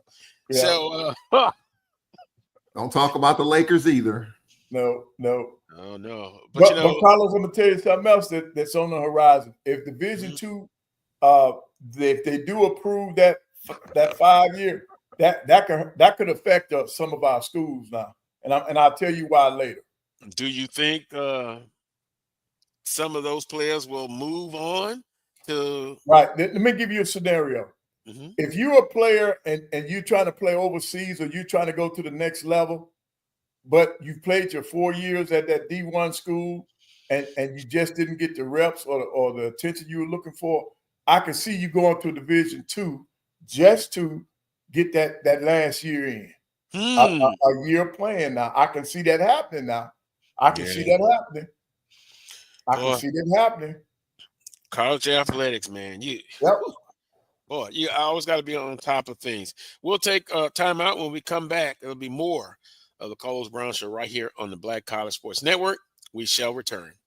Football fans, HBCU football is back in the ATL with the Cricket MEAC SWAC Challenge Kickoff. Representing the MEAC, North Carolina Central, and representing the SWAC, Southern, Eagles, Jaguars, the Marching Sound Machine, the Human Jukebox. The kickoff trophy is up for grabs, and bragging rights are on the line. The rivalry is real. Bring the family and join us pre-game for the fun-filled Coca-Cola fan experience, including band jamborees, food, activations, and fellowship. For tickets and information, visit MEACSWACchallenge.com.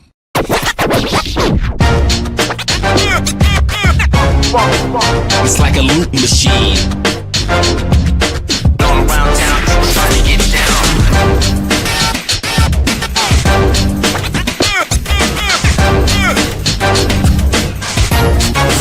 It's like a loop machine.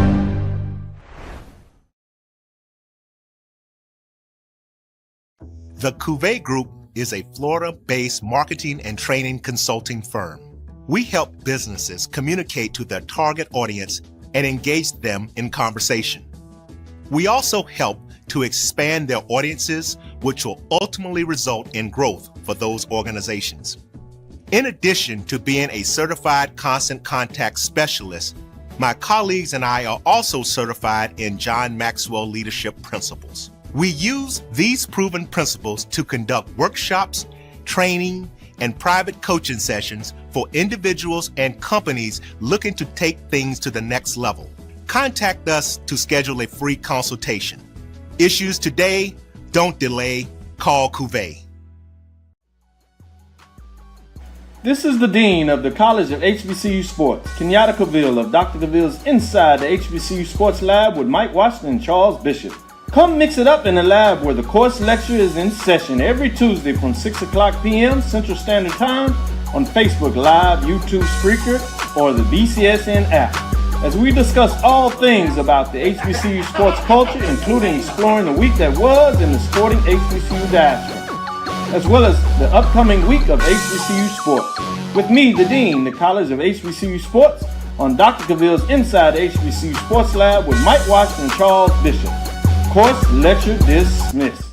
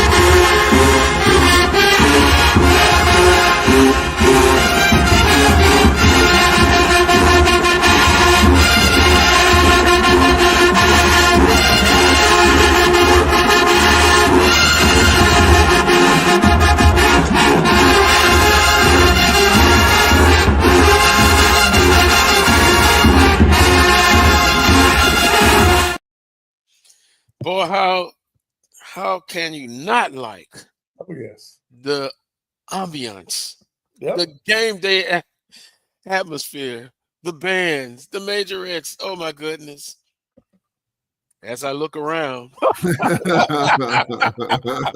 it's a great experience. Welcome back to this week's edition of the Carlos Brown Show right here on the Black College Sports Network. Boy, my iPhone text message has been going off.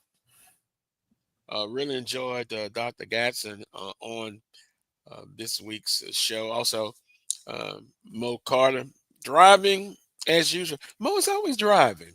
Yeah, notice that. Hey, he's on the move. Hey, look, yeah. He doesn't let grass grow up on his feet. He's moving, man. Yeah. Before the last break, we talked about the decision by the NCAA, I guess, basketball committee. They will have an answer to expanding the NCAA basketball tournament, March Madness. Coach Pettaway, we would hope in the grand scheme of things, in the perfect world, that will be an opportunity for the Southwestern Athletic Conference to get another bid. But in reality, it's still going to be tough, really going to be tough But what do you think about expanding the tournament? Well, I think I like the idea of expanding the tournament. You give other teams an opportunity to participate in postseason play. The thing that I would like to see come back, Carlos, I would like for them to give a bid. If your conference champion loses in the tournament, your regular season champion, they automatically go to the NIT. I think that needs to come back. I think they need to put that piece back in. But in terms of the expansion, I think it's great for college basketball because there are a lot of deserving teams that don't get an opportunity to play because so the expansion will get some more teams in, and I think that's perfect for us. In terms of adding the games, an additional regular season game, I think that's great. Also, because what it does, it gives these teams a little more latitude when it comes to your schedule. See, that's just like here at A&M, at Alabama A&M. Right now, they got their 2 exhibition games. They got Sanford. They're going to be playing in Birmingham, and that's part of a 3-day event where A&M and Sanford will play. Then Auburn is going to play an opponent. Alabama men and women will play Florida State, and then of course they got Alabama Huntsville as another exhibition game, one of the top Division II teams in the country. So basketball is on the way up. But the only thing that I would like to see, if your conference champion, regular season champion, is upset in the conference tournament, they still get an opportunity for postseason play. That would be so nice because in the tournament, anything can happen. Anything can happen. We saw last year with Southern against a Grambling State team that they had taken care of during the regular season, but it couldn't happen. Panel, what do you think the number of teams will actually? We talked about expanding it. What do you think is going to be a number? I've seen 72 teams thrown around, even 76. Yeah. So I think if I was a betting man, and I'm not, I think 72 teams will be the number they settle on. What do you think? I agree. Go ahead, Charles. Yeah, I agree with that. I mean, I think expanding it by 8 is probably a bit of a stretch, even though some coaches might like it because there's more opportunity for those low mid majors to get in with whatever records that they have. But I think expanding it to 72 would be probably a good landing spot. 4 extra teams, and you probably still have, I guess, another round of play-ins, 11 versus 11. Yeah. And then, the last seeds playing in to get a chance to move on. So here's an opportunity where in the past, if the conference, and we've talked about it strategically, would have played more of games against that, what's that tier, Coach Pettaway? Tier 2. Yeah. Instead of playing those quad 1 guarantee games. Remember we talked about balancing strategically doing. If this would have happened, say 6-7 years ago, do you think the conference will be have a chance to kind of get maybe that extra bid? No, I still think even with them changing, we're still going to be a one big league, and it's not just us. A lot of the mid majors are only going to get that one. They're only going to get one bid. You have to have an exceptional year for a mid major conference to get 2 people in. To your point. Yeah. To your point. Texas Southern or Southern, Alabama State could go undefeated or 1 loss in the conference. Still going to be the last to get in. I mean, it's been exceptions. We've talked about it before. Southern had a 14 seed at one time. It's, it is what it is. And I don't think it's going to change. And I talked to Dr. Cable, and it didn't get animated, but he says, I'm gonna come on. But, he did admit it would be nice. Yep. To have it that way. Coach Banks said at the time he was on the show that that's the goal, but we're not there yet. Right. And I think 10 years from now, we may perhaps still be saying we're not there yet. Yeah, probably so. And that's just so frustrating. It is what it is. It is frustrating as a person that's graduated from a SWAC school that's been to the NCAA tournament when we were an 11 or 12 seed back in 1999. And that was, we were 23-7 that year, beat South Alabama, beat SMU that year, and we were a pretty decent seed and took Stanford to the wire. But I don't think from an administrative standpoint, all the ADs got to be together in terms of the scheduling model.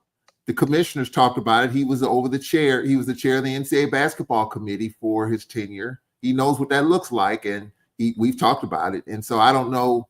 I mean, I'm sure he's given the advice. Whether his bosses, the ADs, take it, I don't know. But I'm more frustrated with the NIT piece, Carlos. We've been to 2 NITs when Landon Bussey was the coach. And so I'm more frustrated at the NIT, but I do think the NIT is trying to mirror the NCAA. They want to get quality teams in there, and I don't think we're looked at as that. And so I think unless you get a team that's 23-7, quality non-conference wins, race through your regular season, win your tournament, where you're like 24-7, something like that, with high major wins in non-conference, they might take a look at that team. But other than that, probably not. And I'm disappointed more in the NIT piece. Not surprised about the NCAA. We talked about it, but the NIT, I'm kind of disappointed in. Right. Well, the NC2A has taken over the NIT, and they're the reason why that was changed. That's why I'm saying I would love to see that go back to taking the regular season champion if they're upset in their conference tournament. Yeah, that's why I said in the perfect world, we could have our cake and eat it too, but it will ultimately come back. And I'm inviting Dr. Gatson back, and because I think she will talk about the topic we're talking about right now and how that, because the coaches, the ADs listen to the coaches, then the ADs bring it to their higher ups if they want something to happen. But it would be nice. And then, too, it would be nice, Coach Pettaway. I think in some cases you're going to have some of those. And look, we're Division I in basketball just like the big boys, right? But start getting them to come and play on our home court. Right. I've seen it in the past. I remember Southern defeated Texas A&M. I remember that, Charles. Yeah. It was a nice crowd in there. Mr. Smiley, you remember him? 6'7", 6'8", had a great game. The look on A&M fans as they were leaving the FG Clark Activity Center, Coach Pettaway, was priceless. Yeah. Because, they say, hey, we're going to come in, we're going to wipe out these boys. And if I'm not mistaken, they ended up losing by double digits. Wow. So, but Charles, I would like that, but I see you're saying it's not going to happen. But no. But why not? Because remember a couple of weeks ago in football, Dr. Kirshner is working on a deal. Now, although that's football, to have that, and also laid another nugget, another state school in negotiation to do the same thing. So why not? Why not? Because there's a possibility, number one, that when you're playing on the road in that type of environment, that there's a possibility that they could lose. Really? Okay. Oh, yeah, absolutely. And with that, you lose a game like that, and that means you probably have to have a really solid conference season to put yourself in position. If you're a bubble team, I mean, you don't know what's going to happen going forward. But there are teams that didn't make the tournament over the years because of what they didn't do in November and December. North Carolina was on the bubble. They got in, but what they didn't do in November and December almost cost them opportunity to miss the tournament. So I think coaches now are looking at more of these games as more strategic. But I also would say though, Coach Pettaway, I don't know if this is still, maybe somebody can chime in. You know, the SWAC had this agreement with the Pac-12 to where Right. 1 year you would play out in the West Coast, and then a Pac-12 team would come. I haven't heard a lot about that now. You know, it may still be intact. I don't know, but you know, is that still the case? Well, no, I think after the expansion, I think that went away. You know, when they not expansion, realignment. When they realigned, I think that killed that, and that was great because Carlos, that goes back to what you're talking about. Those teams played on that. They came to some of the SWAC schools to play a home game, and that's what you got to do more of. You got to have more collaboration between conferences. Like right now, I would like to see the SWAC go against the Big 12, that kind of thing, because now you got more schools that'll be more regionalized. If you do the Big 12, but that agreement with the Pac-12, it went away when you had realignment. Yep, that killed that. And let me ask this question: if they're always used to playing our type of schools on their court, and even if they win, it doesn't give them any extra points, right? So Right. why not come? Because I want to say Alabama. Didn't Alabama women come to play Alabama State or Alabama A&M? No, that was us. They came to us. Okay. And then I think another SEC team on the women's side is going to come to Huntsville. I don't think they've announced it yet, but I think it's in the works right now for another SEC team to come to the event center on the women's side. But more and more teams as the NCAA still plays with this strength of schedule and is trying to force some of these Power 4 schools to go on the road, you might see some of that, Carlos. They're telling these teams that they need to be on the road more because, you know, everybody was just padding their home schedule, bringing everybody in for home games, and they're letting them know for strength of schedule, they need to get on the road. So there could be eventually a few of the Power 4 schools that might look at coming to some of the HBCUs to play a game. Yeah. Well, I think that's wonderful if it happens. You know, because we do see that now. We were supposed to have a 4-year home and home with South Alabama in basketball. We talked about it the last time, but that has changed now. 2 years we've been to Mobile last year. They were supposed to come to us this year, and we go back and they come to us. But that has changed. We're playing at South Alabama now, the second game of the year, and that's a guarantee.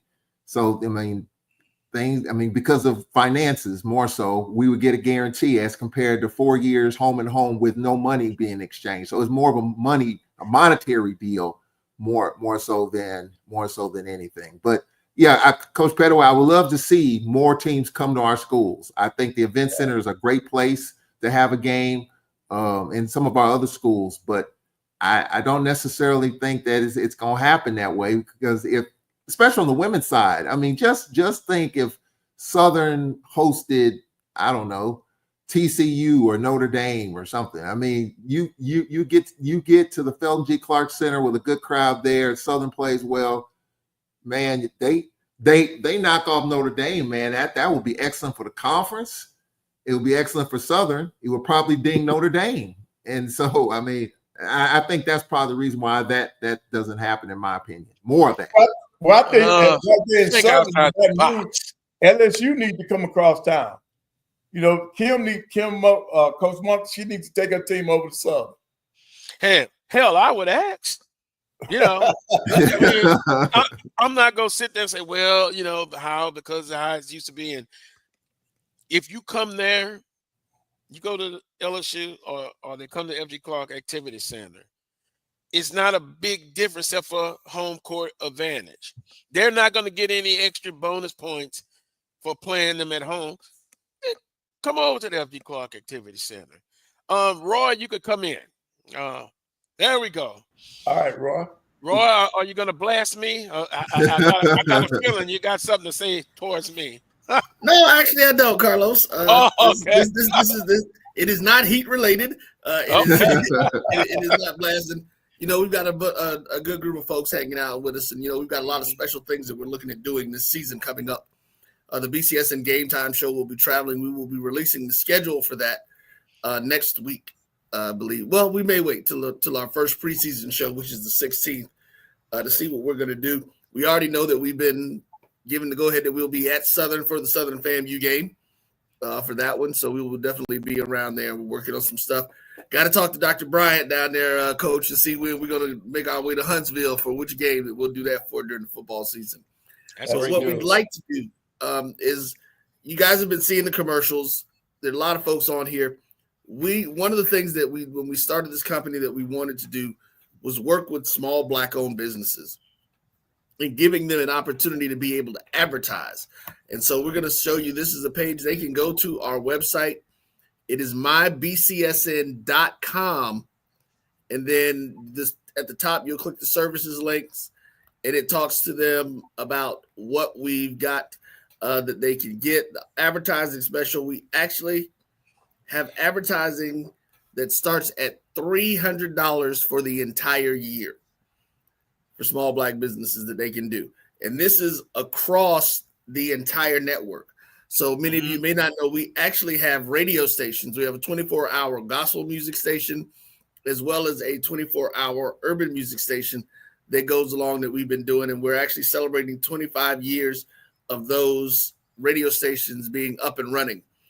So again, we've been in this streaming thing for a little bit and are doing it and looking forward to it. But again, if you go to mybcsn.com, hit the services tab, you'll see the link. All the information is there about what you'll need, how you can get started. Please share it with the Black-owned businesses, especially anybody that's HBCU related. Yes, sir. We'll be doing a lot of stuff. We can continue to give more things like this and more of the stuff that we do when you guys support us in that way and help us with the Black businesses and getting out and doing some stuff. That is excellent. Because Roy, I got to follow up on a couple of locally here. So you've given me the emails and information, so that's great. Hopefully I'll be able to report back something positive real soon. But that, we often say no one can tell the story like Black College Sports Network. And Brian Fulford, my colleague, informed me yesterday that it's going to be 5 years for a season 5 for the Coles Brown Show. I can't believe it's that long. Yeah. Oh my God, that long. I was thinking maybe 3 years, but folks, they really, it's important. No one can tell the story like we can, and we ask for your support and your continued support. Roy, man, that's outstanding. That's outstanding. So, Roy, in covering HBCUs, do you all see that expanding? Oh yeah, we're actually talking. One of the things that I can go ahead and mention it that we're looking for, just like we had the Carlos Brown show that is focused heavy on the Southern athletics. We have the ONG Strike Zone, of course, that's a FAMU show. We are looking for shows like that for everybody. We want to make sure that every school that has a fan base that wants to be represented is represented, and giving them the opportunities and platforms to be out there. And so, if you're interested in that, you can reach us at info@myjbn.com is the email.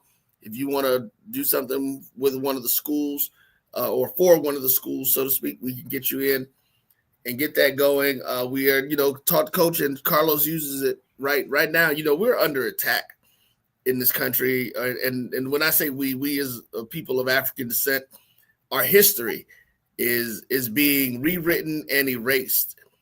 And we've got some big things that we want to do, and we're going to be getting ready to do that, Coach. We talked about that, and we're gonna actually utilize that Huntsville connection first. It's probably the first one to get it going, and so we'll work on that. But it's up to us to stand tall and make sure that our history remains viable. Make sure that it's out there. We got folks, Coach, y'all have some amazing stories, and we've got you here now. We need to get you while we got you here, get that firsthand knowledge, give you your flowers and all that good stuff. But we're gonna lose so much of our history if we don't go get it and we don't archive it. because nobody else is going to archive it for us. So, well said. I agree 100% because you don't let others give the narrative. We can do it, and we're going to do it the right way. So again, everybody tell somebody, share this. We got the information. We can get it to you. Advertising with Black College Sports Network. It's just not the Black College Sports Network. It is the Black College Sports Network as a part of the Jericho broadcast networks. So there are actually other shows and things that'll be coming out as well.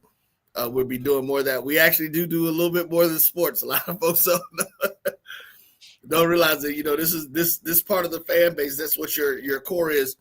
But we have other things, other shows that are out there. We got some new shows or shows that are coming back to the network, new programming, some game shows, all kind of stuff, man. We're going to have a lot of fun this year. Like I said, the Game Time show is going to be a launching pad. So be on the lookout for our schedule. I will be making sure that we get on every show when we do release the schedule to let folks know where they can see us at, because there's actually going to be a lot of ways for you guys to participate, to be involved with it. We've got several initiatives that we're going to be pushing this year to get the HBCU fan to take more responsibility for the growth of our programs and supporting our programs, and not just their individual programs, but even some of the programs that may have smaller alumni bases that need some help. We got to help all of us who are out there doing this thing. So that's right. Well said. Well, Roy, is all corner part of the schedule? As of right now, no, we don't have you guys on the schedule as of yet. But if we can, we don't have you at home, I don't think. Mm-hmm. I do believe you're in a game that we're doing on the road. I have to go look at it yet. But let me know. We'll look at. We still probably got about 5 or 6 open dates that we're looking to fill. So I'll get with you and we'll take a look at the schedule and see what we can do. Because that's the reservation, right? Yeah. Yeah. So I've been told we got to get to the reservation. We've heard a lot of good stuff. I've heard that. So yeah. We can make that happen. There's plenty of space for you. We got 1,700 acres. We got plenty of space for you. Come on. We'll do that, Coach. We go all the way from football through basketball through baseball and softball season with the Game Time show. And our goal is we're going to be out during basketball and baseball and softball season. Mm-hmm.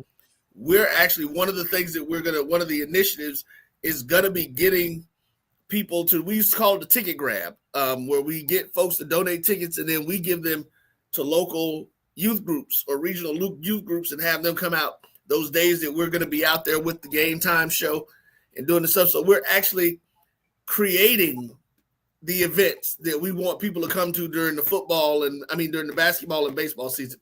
Football season is easy. Everybody comes out. It's a Saturday. They're doing their stuff. But when you get to basketball and baseball season, it gets a little harder to get folks in the stands sometimes.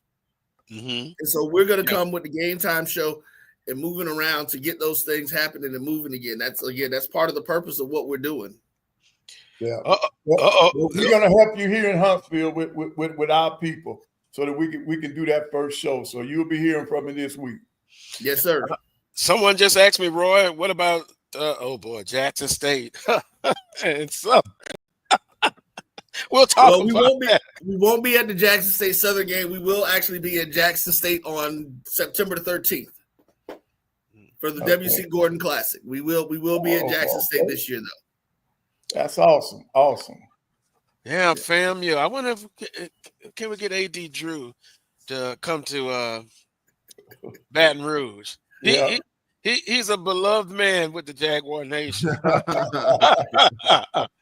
But Roy, appreciate that information. Again, support